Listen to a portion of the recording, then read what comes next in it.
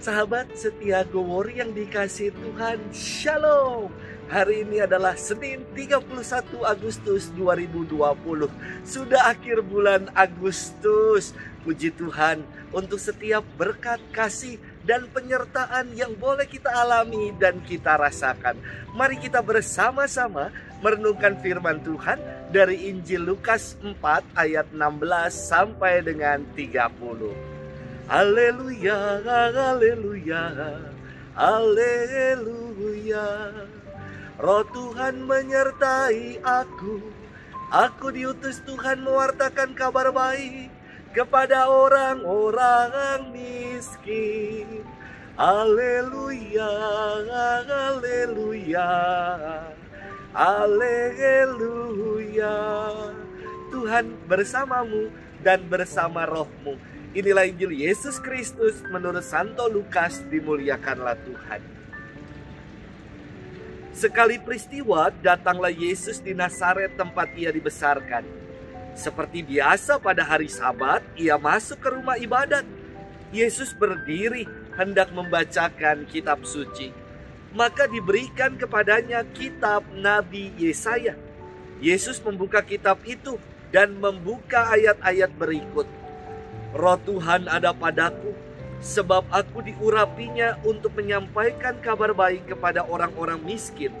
Dan aku diutusnya memberitakan pembebasan kepada orang-orang tawanan, penglihatan kepada orang-orang buta, serta membebaskan orang-orang yang tertindas. Aku diutusnya memberitakan bahwa tahun rahmat Tuhan telah datang.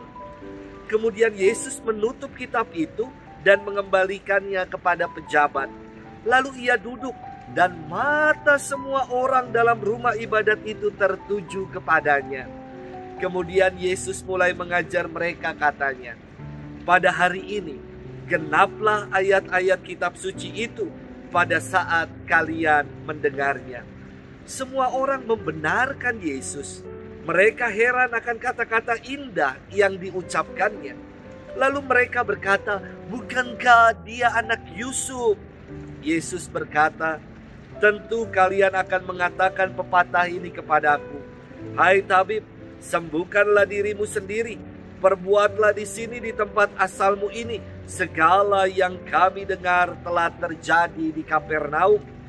Yesus berkata lagi, aku berkata kepadamu, sungguh tiada nabi yang dihargai di tempat asalnya. Aku berkata kepadamu dan kataku ini benar. Pada zaman Nabi Elia terdapat banyak wanita janda di Israel. Ketika langit tertutup selama 3 tahun dan 6 bulan. Dan ketika bahaya kelaparan yang hebat menimpa seluruh negeri. Tetapi Elia diutus bukan kepada salah seorang dari mereka, melainkan kepada seorang wanita janda di Sarfat di tanah Sidon. Dan pada zaman Nabi Elisa, banyak orang kusta di Israel. Tetapi tiada seorang pun dari mereka yang ditahirkan selain Naaman orang Syria itu. Mendengar itu sangat marahlah semua orang di rumah ibadat itu. Mereka bangkit lalu menghalau Yesus keluar kota dan membawa dia ke tebing gunung tempat kota itu terletak untuk melemparkan dia dari tebing itu. Tetapi Yesus berjalan lewat tengah-tengah mereka lalu pergi. Demikianlah Injil Tuhan. Terpujilah Kristus. Sahabat setia Gowori yang dikasihi Tuhan, Shalom. Apa kabar semuanya? Semoga kita dalam keadaan baik. Baik akronim dari bahagia aku ikut Kristus. Saudari-saudaraku, sahabat setia yang dikasihi Tuhan. Suatu kali ada seorang muda datang kepada saya dan berkata demikian. Romo, mau mati rasanya.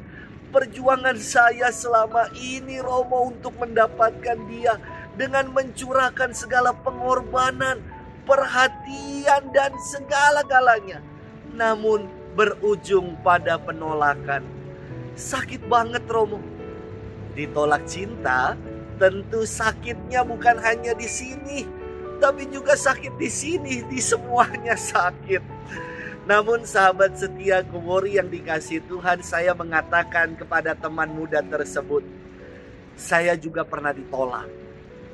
Namun setelah ditolak, saya semakin sadar kalau dia bukan masa depan yang Tuhan berikan buat saya.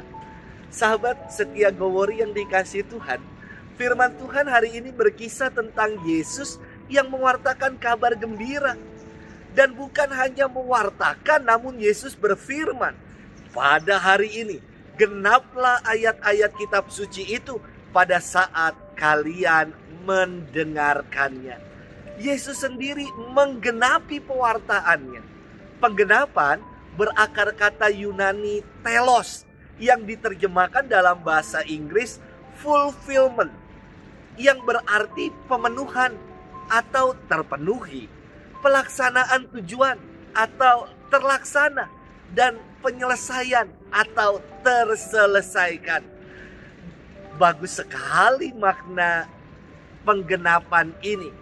Dalam Kamus Besar Bahasa Indonesia, kata penggenapan dari dasar kata genap yang merupakan kata sifat yang berarti tidak terbagi, tidak terpecah, utuh, penuh, sudah tidak kurang lagi, tidak ganjil, habis dibagi dua, pantas dan cocok. Makna-makna ini sungguh istimewa dan pas sekali karena Yesuslah kegenapan dari pewartaannya. Berita gembira tentang pembebasan, tahun rahmat Tuhan atau tahun Yobel yang dikutipkan Yesus dari kitab Nabi Yesaya 61 ayat 1 sungguh terpenuhi dan tergenapi melalui dan di dalam diri Yesus Sang Immanuel, Allah beserta kita. Saudari-saudaraku, sahabat setia Gowori yang dikasihi Tuhan, namun kisah penggenapan, kisah berita tentang pembebasan dan sukacita berubah menjadi penolakan dan keraguan. Orang banyak berkata, bukankah dia anak Yusuf? Penolakan dan keraguan-raguan orang banyak muncul tatkala Yesus menggenapi pemberitaannya. Mengapa muncul sikap macam ini? Inilah cerminan diri kita yang kadang menolak dan meragukan penyertaan Tuhan dalam hidup. Kita bergantung dan mengandalkan diri kita, kemanusiaan kita, tidak bergantung dan mengandalkan Tuhan dalam hidup. Sahabat setia Gowori yang dikasihi Tuhan, walaupun Yesus mengalami penolakan, namun ia tetap menggenapi apa yang sudah ia firmankan. Di dalam surat Rasul Paulus kepada jemaat di Roma, bab 10 ayat 4 dikatakan, sebab Kristus adalah kegenapan hukum Taurat, sehingga kebenaran diperoleh tiap-tiap orang yang percaya.